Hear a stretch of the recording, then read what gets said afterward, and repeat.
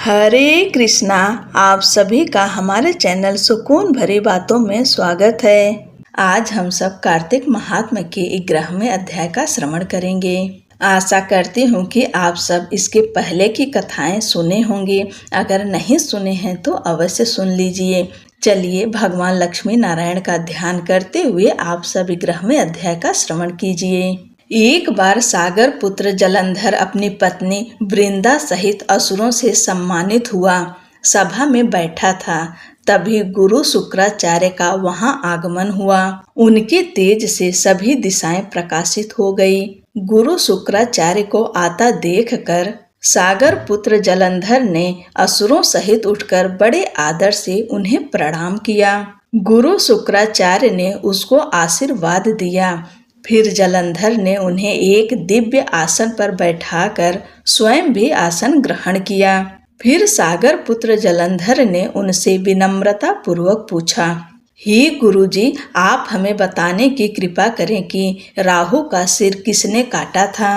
इस पर दैत्य गुरु शुक्राचार्य ने विरोचन पुत्र हिरण्यकश्यप और उसके धर्मात्मा पौत्र का परिचय देकर देवताओं और असुरों द्वारा समुद्र मंथन की कथा संक्षेप में सुनाते हुए बताया कि जब समुद्र से अमृत निकला तो उस समय देव रूप बनाकर राहु भी पीने बैठ गया। इस पर इंद्र के पक्षपाती भगवान विष्णु ने राहु का सिर काट डाला। अपने गुरु के मुख से इस प्रकार के वचन सुनकर जलंधर के क्रोध की सीमा न रही। उसके नेत्र लाल हो गए।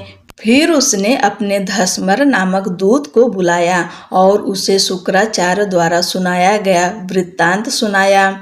तत्पश्चात उसने धस्मर को आज्ञा दी कि तुम शीघ्र ही इंद्रपुरी में जाकर इंद्र को मेरी शरण में लाओ। धस्मर जलंधर का बहुत आज्ञाकारी एवं निपुण दूत था। वह जल्द ही इंद्र की सुधर्मा नामक सभा में जा पहुंचा और जलंधर के शब्दों में इंद्र से बोला, हे देवता धाम, तुमने समुद्र का मंथन क्यों किया और मेरे पिता के समस्त रत्नों को क्यों ले लिया? ऐसा करके तुमने अच्छा नहीं किया। यदि तू अपना भला चाहता है तो उन सब रत्नों एवं देवताओं सहित मेरी शरण में आ जा, अन्यथा मैं तेरे राज्य का ध्वंस कर दूंगा। इसमें कुछ भी मिथ्या नहीं है। इंद्र बहुत विस्मित हुए और कहने लगे, पहले मेरे भय से सागर ने सब पर्वतों को अपनी कुछ में क्यों स्थान दिया और उसने मेरे शत्रु दैत्यों की रक्षा क्यों की? इसी कारण मैंने उनके सब रत्न हरण किए हैं। मेरा द्रोही सुखी नहीं रह सकता, इसमें संदेह नहीं है। इंद्र की ऐसी बातें सुनकर वह दूत शीघ्र ही जलंधर के पास आया और सब बातें सुनाई। उसे सुनते ही वह दैत्य मारी क्रोध की अपने होश फड़फड़ाने लगा और देवताओं पर विजय प्राप्त करने के लिए उसने उद्योग आरंभ कर दिया। फिर तो सब दिशाओं पाताल से करोड़ों करोड़ों दैत्य उसके पास आने लगे। शुंभ निशुंभ आदि करोड़ों सेनापतियों के साथ जलंधर इंद्र से युद्ध करने लगा। शीघ्र ही इंद्र के नंदन वन में उसने अपनी सेना उतार दी। वीरों की शंख ध्वनि और गर्जना से इंद्रपुरी गूंज उठा। अमरावती छोड़ देवता उससे युद्ध करने चले। भयानक मार काट हुई। असुरों के गुरु आचार्य शुक्र अपनी मृत संजीवनी विद्या से और देव गुरु बृहस्पति द्रोणागिरि से औषधि लाकर जिलाते रहे।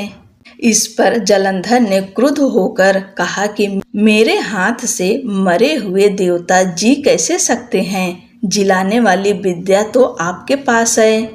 तत्पश्चात यह सागर पुत्र युद्ध भूमि में आकर बड़े तीव्र गति से देवताओं का संहार करने लगा। जब द्रोणाचार्य जी औषधि लेने गए तो द्रोणाचल को उखड़ा हुआ शून्य पाया।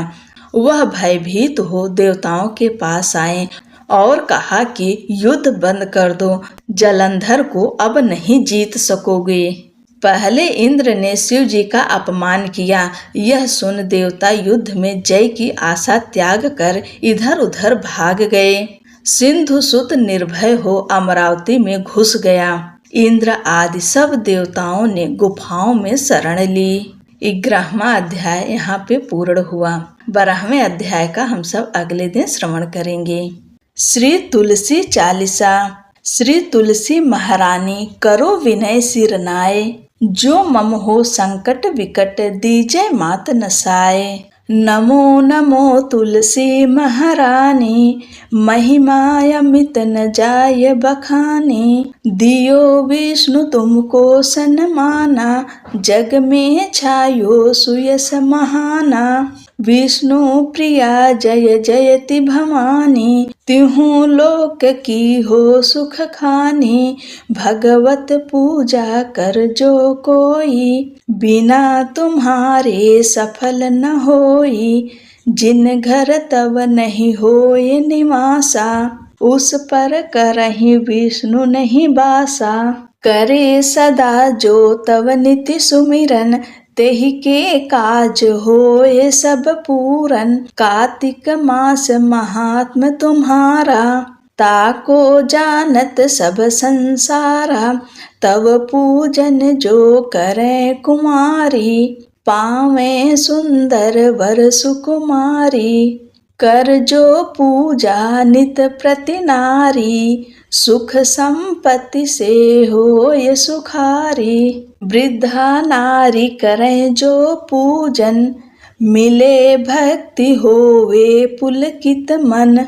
श्रद्धा से पूजे जो कोई, भवनिधि से तर जावे सोई। कथा भागवत यज्ञ करावे, तुम बिन नहीं सफलता पावे। छायो तब प्रताप जग भारी, ध्यावत तुम्हि सकल चित धारी। तुम्ही मात यंत्रन तंत्रन में, सकल काज सिद्धि होवे क्षण में। औषधि रूप आप हो माता, सब जग में तब यश विख्याता। देव ऋषि मुनि और तपधारी, करत सदा तव जय जयकारी। वेद पुराणन तव यश गाया, महिमा अगम पार नहीं पाया। नमो नमो जय जय सुख कारणी, नमो नमो जय दुख निवारणी। नमो नमो सुख संपत्ति देनी, नमो नमो अघ काटन छेनी। नमो नमो भक्तन दुख हरणी, नमो नमो दुष्टन मद छेनी। नमो नमो भव पार उतारणी, नमो नमो परलोक सुधारणी। नमो नमो निज भक्त उबारणी, नमो नमो जन काज सवारणी। नमो नमो जय कुमति नसावनी, नमो नमो सब सुख उपजावनी। जयति जयति जय तुलसी माई, ध्याऊं तुमको शीस नवाई। निज जन जानि मोहि अपनाओ, बिगड़े कारज आप बनाओ। करूं विनय मैं मात तुम्हारी, पूर्ण आशा करहूं हमारी। चरण शरण कर जोरि मनाऊं, निस दिन तेरे ही गुण गाऊं। करहूं मात यह अब मोह पर दया, निर्मल होय सकल मम काया। मांगू मात यह बर दीजय, सकल मनोरथ पूर्ण कीजय। जानू नहीं कुछ नेम आचारा, क्षमहु मात अपराध हमारा। 12 मास करे जो पूजा, ता सम जग में और न दूजा। प्रथम ही गंगा जल मंगवावे, फिर सुंदर स्नान करावे। चंदन अक्षत पुष्प चढ़ावे, धूप दीप नैवेद्य लगावे। करे आचमन गंगा जल से, ध्यान करे हृदय निर्मल से। पाठ करे फिर चालीसा की, स्तुति करे मात तुलसा की। यह विधि पूजा करे हमेशा, ताकि तन नहीं रहे क्लेशा। करे मास कार्तिक का साधन, सोवे नित पवित्र सिद्ध हुई जाहि।